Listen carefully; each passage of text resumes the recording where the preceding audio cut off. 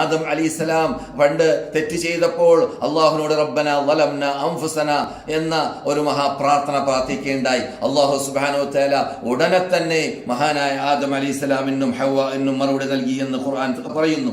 അതുപോലെ തന്നെ നൂഹ് നബി അലൈഹിസ്സലാം ഇദ് നാദാ മിൻ ഖബ്ലു ഫസ്തജബ്നാ ലഹു ഫനജ്ജയ്നാഹു വഅഹ്ലഹു മിനൽ കർബിൽ അദീം. നൂഹ് നബി അലൈഹിസ്സലാം പ്രാർത്ഥിച്ചു. ഉടനെ തന്നെ ഇവിടെയുള്ള ഫ അറബി ഭാഷയിൽ തഅഖീബിന്റെ ഫ എന്നാണ്. എന്ന് പറഞ്ഞാൽ അറബി ഗ്രാമറിൽ ഉടനെ തന്നെ എന്ന അർത്ഥം കുറിക്കുന്നതായ ഭാഗമാണ്. ഫസ്തജബ്നാ ലഹു, നാം അവർക്ക് മറുപടി നൽകി. അപ്രകാരം തന്നെ മഹാനായ മൂസ നബി അലൈഹിസ്സലാമും ഹാറൂൻ നബി അലൈഹിസ്സലാമും അള്ളാഹുവിനോട് പ്രാർത്ഥിച്ചു. അള്ളാഹു സുബ്ഹാനഹു വ തആല മറുപടി നൽകുന്ന ശൈലി കേൾക്കുക.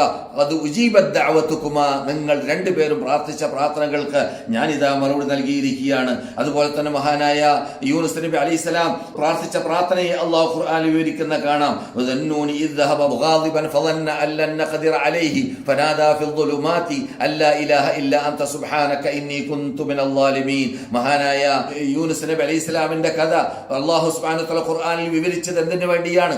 പ്രയാസം വരുന്ന വിഭാഗം, അതിനേക്കാളും വലിയ പ്രയാസം എന്താണ്? അദ്ദേഹത്തിനെ എറിയപ്പെട്ടു അള്ളാഹുവിന്റെ പരീക്ഷണത്തിൽ. എവിടേക്ക്? സമുദ്രത്തിലേക്ക്. ആ സമുദ്രത്തിലുള്ളതായ വലിയൊരു മീൻ വന്ന് അദ്ദേഹത്തിന് വിഴുങ്ങി. അങ്ങനെ അദ്ദേഹം ഇരുളിന്റെ അകത്തായി മാറി.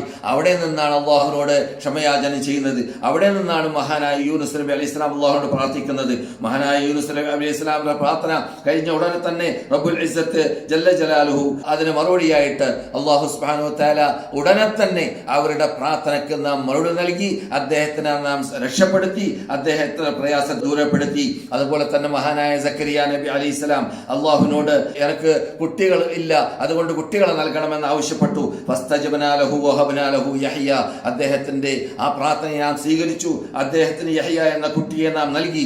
അതുപോലെ തന്നെ നാം ഇന്ന് അനുഭവിക്കുന്നത് പോലെയുള്ളതായ മാരകമായ രോഗത്തിൽ കിടന്നുകൊണ്ട് മനക്കെടുന്ന പ്രയാസപ്പെടുന്ന മഹാവ്യക്തിത്വമായിരുന്നു നബിമാരുടെ കൂട്ടത്തിൽ അയ്യൂബ് നബി അലൈഹിസ്സലാം. മഹാനായ അയ്യൂബ് നബി അലൈഹിസ്സലാം വളരെ നീണ്ട വർഷങ്ങൾ മഹാപ്രയാസത്തിൽ രോഗത്തിൽ പിടിപെട്ടതായ സന്ദർഭത്തിൽ അള്ളാഹുവിനോട് അവസാനമായി പ്രാർത്ഥിച്ച ശൈലി ഖുർആൻ തന്നെ നമുക്ക് ഓതിത്തരുന്നു. എന്തിനാണ് ഈ നബിമാരുടെ ചരിത്രങ്ങളെല്ലാം, നബിമാരുടെ പ്രാർത്ഥനകളെല്ലാം ഖുർആൻ നമുക്ക് ഓതിത്തരുന്നത്? ഈ ഖുർആൻ ഇറങ്ങിയത് ഉമ്മത്ത് മുഹമ്മദിനാണ്. മുഹമ്മദ് നബിയുടെ അനുചരന്മാർക്കും മുഹമ്മദ് നബിയുടെ അനുയായികൾക്കും മുഹമ്മദ് നബിയുടെ കാലഘട്ടത്തിൽ ജീവിക്കുന്ന അവരിൽ വിശ്വസിച്ചവരാവട്ടെ വിശ്വസിക്കാത്തവരാവട്ടെ അവർക്കെല്ലാം അദ്ദേഹം വന്നയിടം മുതൽ ഖിയാമത്ത് നാൾ വരെ ജീവിക്കുന്ന മനുഷ്യരാശിക്കാണ് ഇത് പാഠം. അവർക്കാണ് ഖുർആൻ പാഠം പഠിപ്പിക്കുന്നത്.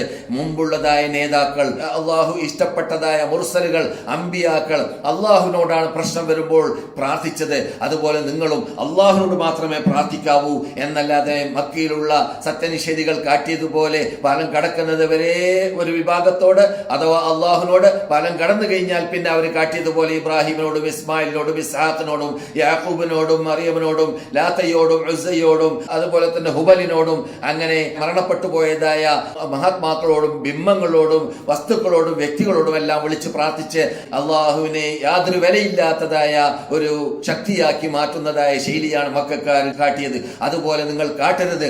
നാം ഇനി പ്രാർത്ഥിക്കേണ്ടത്, നാം ഇനി ചോദിക്കേണ്ടത് അള്ളാഹുവിനോട് മാത്രമായിരിക്കണം എന്നത് പഠിപ്പിക്കാൻ വേണ്ടിയാണ് ഖുർആൻ ഇറങ്ങിയിടം മുതൽ ഖുർആൻ റബ്ബുൽ ഇസ്സത്തി ജല്ല ജലാലു ഞാൻ സാധാരണ പറയാറുള്ളത് പോലെ ഒരു തവണ പോലും അള്ളാഹു സുബ്ഹാനഹു വ തആല ഒരു സൂചന പോലും നൽകിയിട്ടില്ല ഷിട്ടുകളോട് പ്രാർത്ഥിക്കാനുള്ള ശൈലി. എല്ലാം ഷിട്ടാവായ റബ്ബിനോടല്ലാതെ പ്രാർത്ഥിക്കരുത്, പ്രാർത്ഥിച്ചിട്ടില്ല നബിമാർ, നിങ്ങളും അങ്ങനെ പ്രാർത്ഥിക്കാൻ പാടില്ല. അതുകൊണ്ട് അള്ളാഹു സുബ്ഹാനഹു വ തആല പ്രാർത്ഥിക്കേണ്ട ശൈലി വരെ ഖുർആനിൽ പഠിപ്പിച്ചു തന്നു എന്ന് നാം ഇവിടെ പറഞ്ഞു തന്നിരിക്കുകയാണ്. ഇതെല്ലാം നാം പ്രാക്ടിക്കലാക്കേണ്ട, നടപ്പാക്കേണ്ട സന്ദർഭമാണിത്. അതുകൊണ്ട് തന്നെ അള്ളാഹു അല്ലാത്ത വിളിച്ച് പ്രാർത്ഥിക്കുന്ന വിഭാഗം വരേക്കും അറിവില്ലാത്തവർ അങ്ങനെ അള്ളാഹുവിനെ ഷിട്ടികളായ കഷ്ടിക്കുന്ന മൂത്രിക്കുന്ന അള്ളാഹുവിന്റെ ഷിട്ടുകളോട് തുല്യപ്പെടുത്തി അള്ളാഹുവിനെ നിസ്സാരപ്പെടുത്തിയ പല പല ജനങ്ങളും ഇപ്പോൾ അള്ളാഹുലേക്ക് തന്നെ മടങ്ങാൻ ഒരുങ്ങിയ കാലഘട്ടമാണ്. അള്ളാഹുവിനോട് മാത്രം പ്രാർത്ഥിക്കാൻ ഒരുങ്ങിയ കാലഘട്ടമാണ്. അതുകൊണ്ട് ഇനിമേലിൽ ആ പ്രാർത്ഥിച്ച റബ്ബുൽ ഇസ്സത്തിനോട് പ്രാർത്ഥിച്ചു കഴിഞ്ഞാൽ ഞങ്ങൾ കൂറുമാറൂല, ഞങ്ങൾ ആളുമാറൂല,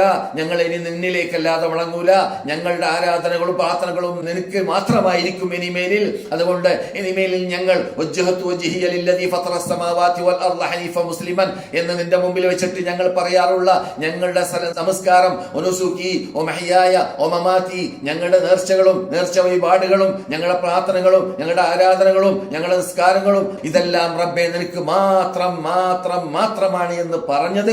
ഇനിമേലിൽ റബ്ബേ ഈ കൊറോണ ഞങ്ങൾ എന്നിട്ട് ദൂരപ്പെടുത്തിയാൽ, ഈ മഹാമാരകമായ രോഗം ഞങ്ങൾ എന്നിട്ട് ഉയർത്തിയാൽ, ഞങ്ങൾ എന്നിട്ട് രക്ഷപ്പെടുത്തിയാൽ, വിശുദ്ധ റമദാൻ വരുന്നതിന് മുമ്പ് ഞങ്ങൾക്ക് മക്ക മദീന ഹറമിന്റെയും ലോകത്തിൽ ആസകലം പരന്നു കിടക്കുന്ന ആയിരക്കണക്കിന് പതിനായിരക്കണക്കിന് ജുമാ മസ്ജിദുകളുടെയും പള്ളികളുടെയും കവാടങ്ങൾ ഞങ്ങൾക്ക് തുറക്കാനുള്ള ചാൻസ് ഉണ്ടാക്കി തന്നാൽ ഞങ്ങൾ ഇനിമേലിൽ നിന്നോടല്ലാതെ പ്രാർത്ഥിക്കുക തന്നെയില്ല, നിനക്കല്ലാതെ ആരാധനയില്ല, നിനക്കല്ലാതെ നേർച്ചയില്ല, നിനക്കല്ലാതെ ഞങ്ങളുടെ സമർപ്പണങ്ങളില്ല എന്നത് പ്രാവർത്തികമായി ഞങ്ങൾ നടപ്പാക്കും റബ്ബേ എന്ന് ഉറപ്പ് നൽകിയിട്ട് ആത്മാർത്ഥമായി അള്ളാഹുലേക്ക് മടങ്ങലല്ലാതെ നിർവാഹമില്ല എന്നതാണ് മക്ക ഇമാമും മദീന ഇമാമും ലോകത്തോട് ആഹ്വാനം ചെയ്തത്.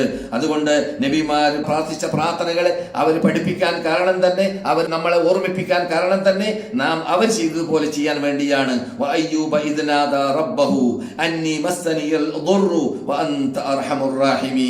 അയ്യൂബ് നബി അലൈഹിസ്സലാമിന് രോഗം ബാധിച്ചു.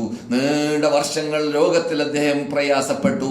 അവസാനം അദ്ദേഹം റബ്ബിനോട്, റബ്ബേ ഞാൻ പ്രയാസത്തിലാണ്, എന്റെ പ്രയാസത്തിൽ നിന്നിട്ട് നീ എന്നെ രക്ഷപ്പെടുത്തണമേ റബ്ബേ, നീ അർഹമുർ റഹീമാണ്, നിന്നെ പോലെയുള്ള റഹ്മത്ത് ചെയ്യുന്ന ആൾ ലോകത്തിൽ ആരുമില്ല, ആർക്കും സാധിക്കുന്നതുമല്ല, അതുകൊണ്ട് നീ എന്നെ അനുഗ്രഹിക്കലല്ലാതെ നിർവാഹമില്ല എന്ന് മഹാനായ അയ്യൂബ് നബി അലൈഹിസ്സലാം അള്ളാഹുനോട് പ്രാർത്ഥിച്ചപ്പോൾ അള്ളാഹ് പറയുന്നു ഫസ്തജബനാല, നാം അയ്യൂബിന് ഉടനെ മറുപടി നൽകി. ഉടനെ എന്ന അർത്ഥം കുറിക്കുന്നതാണ്. ഫകശഫ്നാ മാ ബിഹി മിൻ ദുർരിൻ, അദ്ദേഹം അനുഭവിച്ചു കൊണ്ടിരിക്കുന്നതായ ആ മാരകമായ രോഗത്തിൽ നിന്നിട്ട് അദ്ദേഹത്തിന് നാം സുഖപ്പെടുത്തി, അത് ദൂരപ്പെടുത്തി, അദ്ദേഹത്തിന് ഉള്ള സർവ്വപ്രയാസങ്ങളെയും അല്ലാഹു സുബ്ഹാനഹു വ തആല ദൂരപ്പെടുത്തി എന്ന് ആയത്തിന്റെ പരിപൂർണതയിൽ പറയുന്നു. ആ റബ്ബ് നമ്മളോട് പറയുകയാണ്, എന്റെ ഇഷ്ടപ്പെട്ട ദാസന്മാരായ നബിമാരും ദൂതന്മാരും എന്നോട് പ്രാർത്ഥിച്ചതുപോലെ അല്ലയോ എന്റെ അടിമകളെ, അല്ലയോ എന്റെ അടിമകളെ, നിങ്ങൾ എന്നോട് മാത്രം പ്രാർത്ഥിക്കുക. ഉദ്ഉനി അസ്തജിബ് ലക്കും, നിങ്ങൾ എന്നോട് പ്രാർത്ഥിക്കുക, നിങ്ങൾക്ക് ഞാനാണ് ഉത്തരം ചെയ്യുക. ഇന്നല്ലദീന യസ്തക്ബിറൂന അൻ ഇബാദതി, അഥവാ എന്നോട് നിങ്ങൾ പ്രാർത്ഥിച്ചിട്ടില്ലെങ്കിൽ, അഥവാ എനിക്ക് നൽകേണ്ടതായ ആരാധനയാകുന്ന പ്രാർത്ഥന എനിക്ക് നിങ്ങൾ സമർപ്പിച്ചിട്ടില്ലെങ്കിൽ, അടിമകളെ സയദ്ഖുലൂന ജഹന്നമ ദാഖിരീൻ, നിന്ദ്യരായി നികൃഷ്ടരായി നരകത്തിലേക്ക് തള്ളപ്പെടും, വലിച്ചെറിയപ്പെടും. അതിൽ നിന്ന് രക്ഷപ്പെടാൻ നിങ്ങൾക്ക് ആർക്കും സാധിക്കുന്നതല്ല. അന്നേത്തെ ദിവസത്തിൽ യൗമ യഫിറുൽ മർഉ, ഓരോ വ്യക്തികളും അവന്റെ ഇഷ്ടപ്പെട്ട വാപ്പയിൽ നിന്നിട്ടും ഉമ്മയിൽ നിന്നിട്ടും ജ്യേഷ്ഠനിൽ നിന്നിട്ടും അനുജനിൽ നിന്നിട്ടും മക്കളിൽ നിന്നിട്ടും കുട്ടികളിൽ നിന്നിട്ടും സന്താനത്തിൽ നിന്നിട്ടും കുടുംബത്തിൽ നിന്നിട്ടും എല്ലാം ഓടി നഫ്സി നഫ്സി നഫ്സി എന്ന് പറയുന്ന യുഗമാണ്. യൗമ യഖൂലു ആദമുൻ വ അംബിയ നഫ്സി നഫ്സി നഫ്സി നഫ്സി നഫ്സിയ യൗമ യഖൂലു ഖൈറു ഖൽഖില്ലാഹി യാ ഉമ്മതി യാ ഉമ്മതി യാ ഖൗമിയ. അല്ലാഹുവിന്റെ പരിസരത്തിൽ പരലോകത്തിലേക്ക് എത്തിക്കഴിഞ്ഞാൽ എല്ലാവരും നഫ്സി നഫ്സി എന്ന് പറയുന്ന യുഗമാണ്.